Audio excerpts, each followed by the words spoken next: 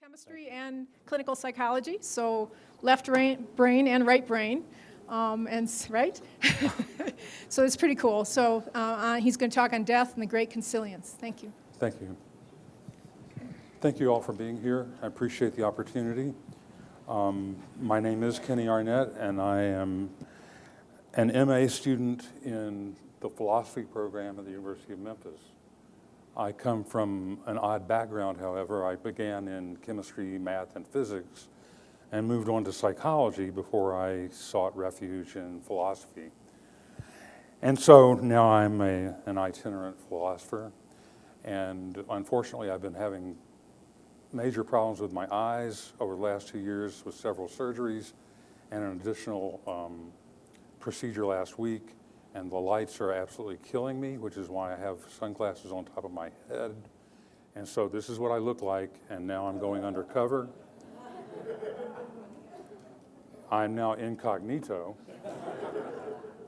as well as having trouble seeing. However, it's better than the other option. I'm not sure why I'm in the healing session, unless you consider death to be the great healer. And actually, death does heal all conditions. So, in that sense, yeah. But in another sense, no.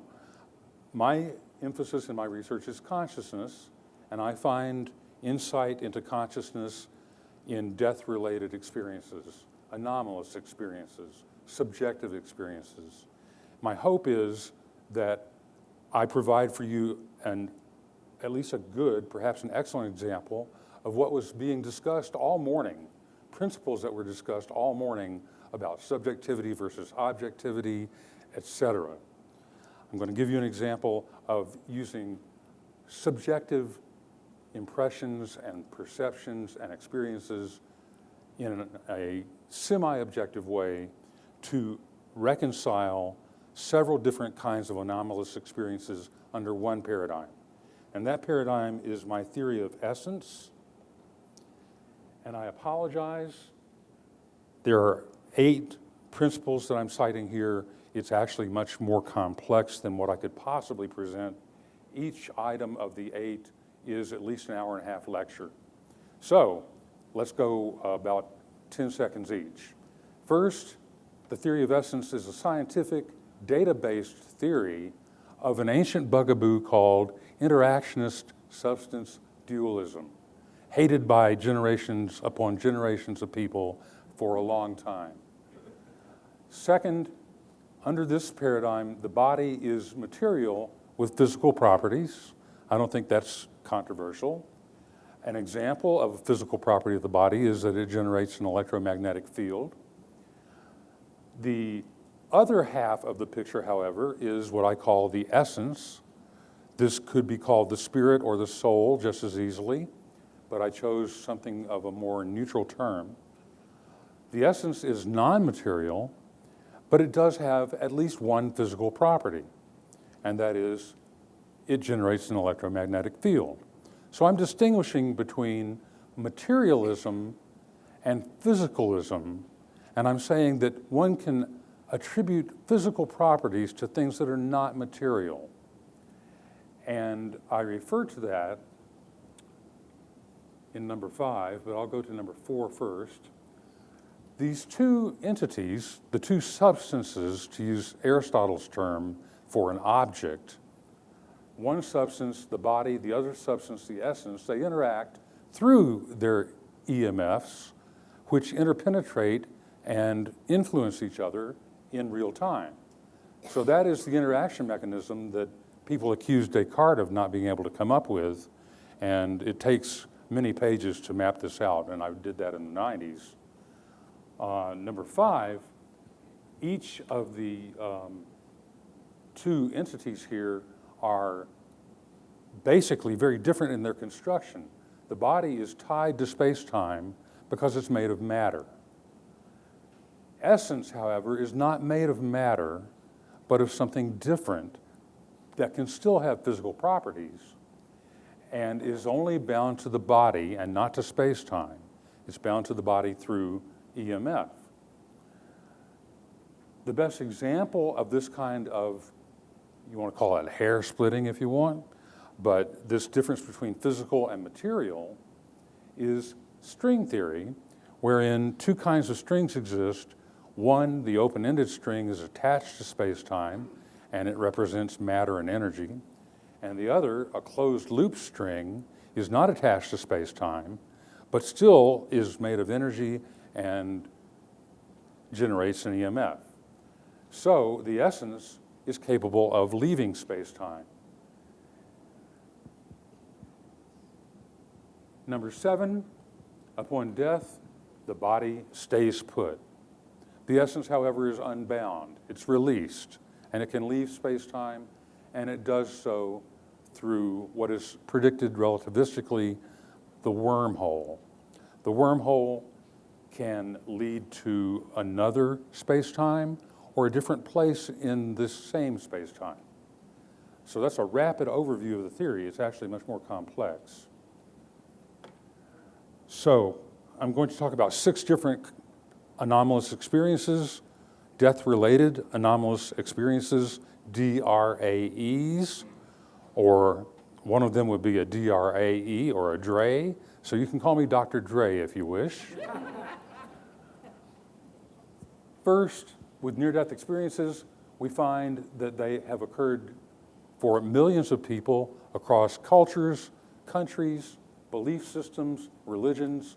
All kinds of demographic variables have been shown to not be factors in whether or not a person has an NDE. They typically involve a case where a person comes physically close to death, that is, in a state that may lead to death, but they either die and are resuscitated or they don't actually die and they come back. There are cases of NDEs, however, that do not involve coming physically close to death. For instance, you believe that you're about to die and you have an NDE in spite of the fact that you're not injured. Steps or phenomena that are included in the NDE typically begin with feelings of peace and then transitioning to observing the body from above, then often seeing a dark tunnel and entering it, traversing it to another realm. That's in very deep NDEs, and there are many more phenomena associated with it. One of the most interesting and important aspects of the NDE that refers to some of the things we were talking about this morning are ways of verifying perceptions that people have during NDEs and making them at least semi-objective. And the first one is veridical perception. These are cases where the person observes something in the physical world while out of body and then reports it when they are back. And it turns out to be verifiable independently, and it is verified independently. And the book, The Self Does Not Die, which was mentioned this morning, is 100 cases of just that.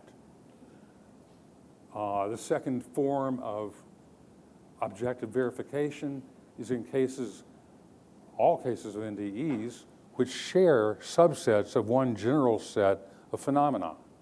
So we have different people observing the same phenomena, even though they don't know of the other people who have observed these. In most cases, they don't know that these phenomena occur during NDEs. They may not even know they're having an NDE until it's over.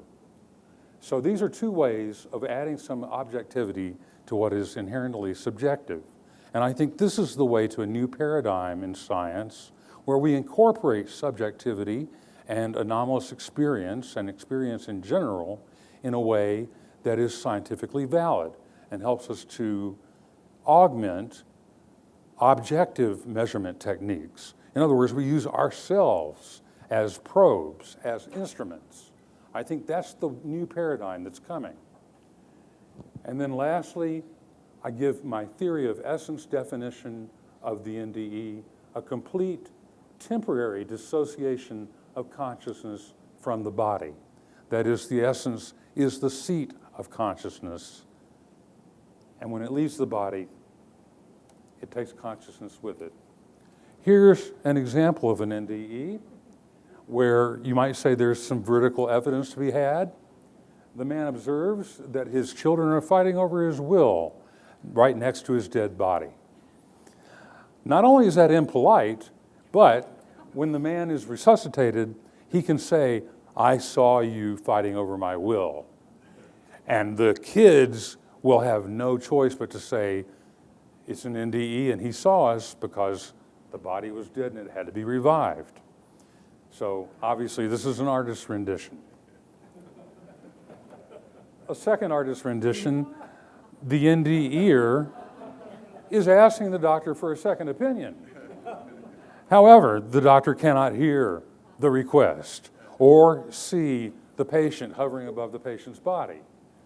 This is a case where you would not have vertical perception, but it illustrates a point, which is that once dissociated, the essence is not visible or audible, although it can both see and hear. So the essence is the center of perception, as well as cognition and consciousness. And there are cases in operating room NDEs where the NDEer has attempted to stop doctors from reviving the body. And they can't stop the doctors because they can't touch anything because they pass right through physical objects. They don't interact with matter. The second death-related anomalous experience is not actually death-related. It's more NDE-related, and this is out-of-body experiences. And I know there are people in this room with much greater knowledge of OBEs than me. I mention it, however, because the initial stage of the NDE is very similar to an OBE, even though they have significant differences. So the typical definition of an OBE is spontaneous or induced perception of one's environment from a location outside of the body without death of or injury to the body. The theory of essence definition is a partial body-essence dissociation triggered by a frequency shift in either or both entities. And in order to explain that, I would need more time than I've got. And this can happen due to a variety of causes. One instance is in meditation, where people are able to dissociate from their bodies, and there are other techniques. So this is more NDE related than it is death related, but it fits into the overall picture. And again, it's consistent with the theory of essence to a greater depth than I've been able to explain it today. The third, here we go, we're going down the rabbit hole now, ghosts and orbs. Ghosts in general are traditionally defined as perceptions by living persons of a non-material entity that may take the appearance of a human being. You may recognize the human being, or it may just be an orb, which is a spherical ball of light and or energy. But in the theory of essence definition, which is very long here, it's an essence whose body has permanently died, but has not traversed the wormhole, has not left this space-time due to certain factors that attach the essence to this physical world. So ghosts and orbs are around because they're attached for one reason or another to this physical reality, and they have not gone through the wormhole to the new realm. At the bottom is a quote from a friend of mine from years ago who is a part-time ghost hunter. I don't know any full-time ghost hunters. And she provided me with 3 frames that I'm going to show you, and the bottom is a quote from her. This was right after I suggested that I wanted to take a picture if someone would be so kind as to show themselves. I then took 3 exposures in a row in a span of 2 seconds. And here I'm going to use my pointer, little red dot. Here's the first exposure, and if you can see my little red dot, you can see she's in the basement of her mother's home, and this is her closet, and you don't see anything here but clothing in that where my red dot is. So there's nothing there. In the next exposure, though, you should be able to see it right here, do you? It's kind of faint, but if you see it on a computer screen, you'll see it's a glowing ball of light, and it has structure. Very interesting. And it came out of nowhere, and apparently upon request, and apparently for a very short time, because the third exposure, you see it's not there. So nothing happened in between except snap, snap, snap. It was not there, it was there, and it was gone. That's just one picture. I've talked with people at previous conferences, and they've shown me their video libraries of orbs and real time. Very impressive. I didn't have that available. We connect this with near-death experience research by looking at testimonies of NDEs about what their bodies are like when they're out of the physical body. I have 3 quotes here from Raymond Moody's book, Life After Life, which was critical in getting this field started. And you see that people describe themselves as a little ball of energy, an energy pattern, or being charged and composed of waves. So this is different ways of trying to word the unwordable, the ineffable. They're trying to describe what it's like to be a little ball of energy, which we just saw. So I think there's a direct connection between the NDE, OBEs, and ghosts or orbs. But let's go further. Oh, wait. How do we get out of the universe? We take wormholes. We take wormholes that are predicted by general relativity. And if you look at the descriptions of tunnels from NDEs, and you look at the description theoretically of wormholes from relativistic physicists, the descriptions are very, very similar. The fourth, after-death communications, these are typically spirits who have returned after being away for a while to deliver a message to a loved one. And there's a vast literature on this now in the last 20 years. The theory of essence definition is that this is an essence that has separated permanently from its body, traversed the wormhole to the next realm, and come back through a wormhole to deliver a message to someone, a loved one typically, who is still alive.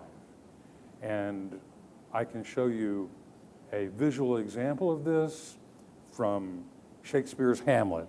So it's not an actual example. This is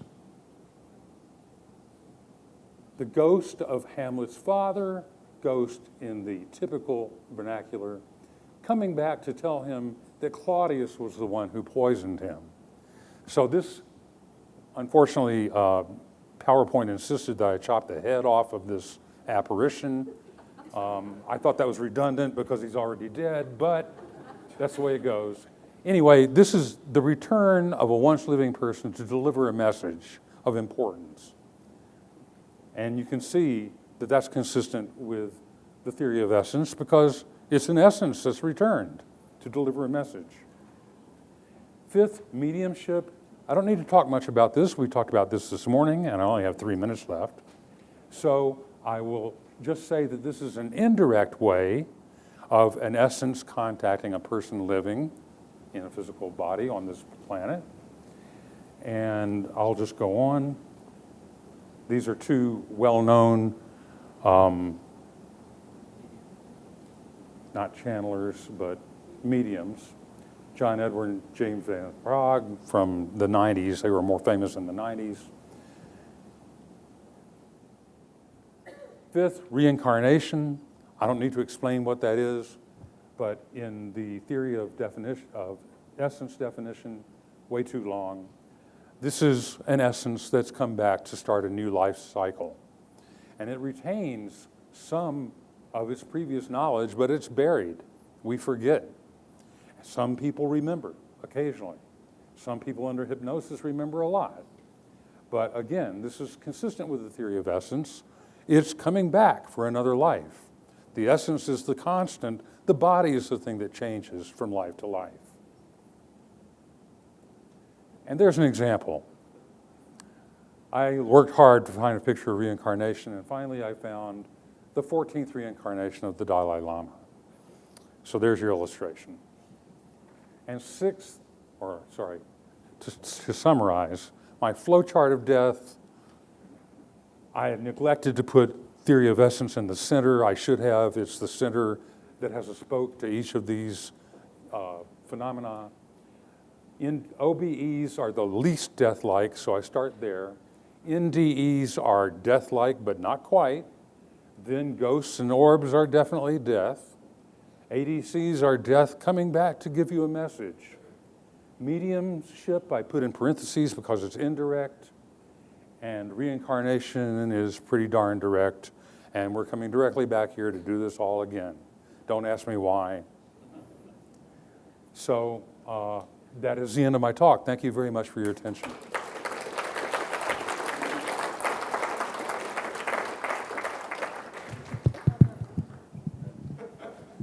And I would like to ask that York please insult me in English.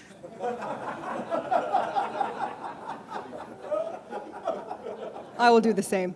I have a question and a comment. You are claiming that essence has an electromagnetic field. I am. What is that? How is that measured? How is that what? How is it measured? What is your it's proof measurable. of that? Ghost hunters measure these things all the time. No, they don't. That's equipment failure and misuse. We differ in our opinions. Sure. And then my comment is it's inappropriate to use orbs as a evidence of anything when it's clearly been established that that's the misinterpretation of light by the microchip. We differ in our opinions. Yeah, if you want to talk about that woman's experience in the basement of her deceased mother, that's one thing, but that's not a picture of anything, but a photographic anomaly. We differ in our opinions. Sure. Inglés, por favor. Naturalmente. You spoke of essences traveling through relativistic wormholes to get to the other side. And I have a considerable problem with that concept because sure. a relativistic wormhole by its nature treats everything on an equal footing. If there were relativistic wormholes involved in travel to the afterlife, then we'd have stuff getting sucked into interstellar space every time somebody died. I can't quite see how you can reconcile that. You have not seen the evidence.